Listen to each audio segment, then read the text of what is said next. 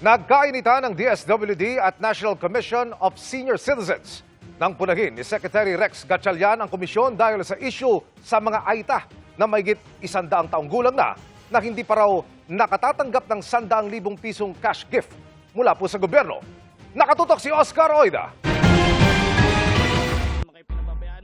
Usap-usapan ngayon ang bidyong ito patungkol sa ilang AITA centenarians na bagaman lagpas 100 taong gulang na, hindi pa raw nakatatanggap ng 100,000 cash gift mula sa gobyerno. Sila po yung mga 102 years old na, 103 years old o higit 100 taon na. Kaso wala pa silang nakukuha centennial.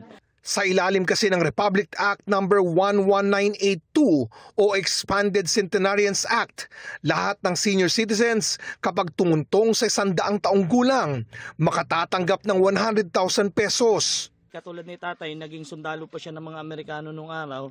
Pinanganak siya noong November 15, 1923. 102 years old na siya pero wala pa siyang nakuha ang centennial, yung 100,000. Ang sitwasyon ng mga AITA centenarian nakarating na sa National Commission of Senior Citizens o NCSC na siyang responsable sa pamamahagi ng Expanded Centenarian Cash Gift Program. Kaagad, pinaredy na namin yung matatanggap na nila. So, this morning lang, natanggap namin yung endorsement coming from the mayor of Capas Tarlac.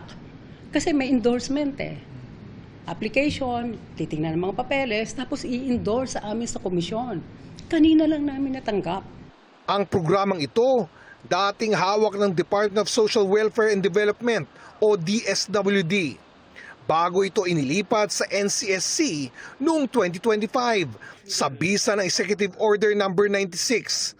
Si DSWD Secretary Rex Gatchalian, pinupuna ngayon ang NCSC. Hindi kami dapat umabot ng 101, 102 or 103 nang wala silang natatanggap. Dapat by 100, may natanggap na sila. Sa amin kasi ganun kami noon. Without the need of a demand or an application, we give it to you.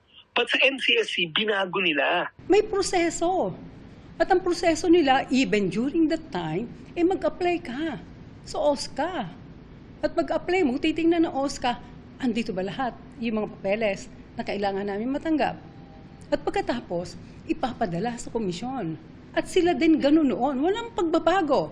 Yung sinabi nila na nagbago ang komisyon, no way, hindi kami nagbabago. Pareho pa rin. Noong 2024 na nakakuha sila ng Certificate of Live Birth. Sino ba nagdi-distribute ng centenarian gift na ito? Iti DSWD.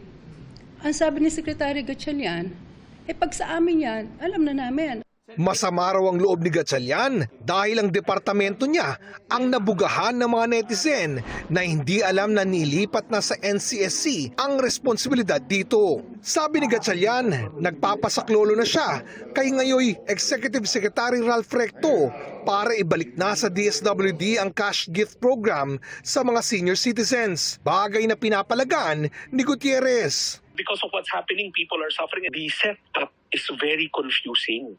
People are getting confused. Senior citizens will go to DSWD thinking it's us, but it's not us. I'm very upset with this. Balik nyo sa amin para kami ang may responsibilidad, kami ang mananagot. Ang nangyari ngayon, kami ang pinasasagot, pero hindi naman kami ang may responsibilidad kasi ayaw ibigay sa akin. Kunin mo kung hindi namin nagaganap yung aming tungkulin. Kung napapamahagi naman namin ng maayos. Bakit? I can't help but be emotional about this. Ikaw ba naman sasabihan na hindi mo ginagawa yung tungkulin mo? Despite everything that we're doing here in the Commission, despite the little budget that we have, despite the kokonting personnel that we have, we want to serve them well. Tatanggalin pa sa amin? Parang hindi na yata patas yun, Hindi na yata makatao.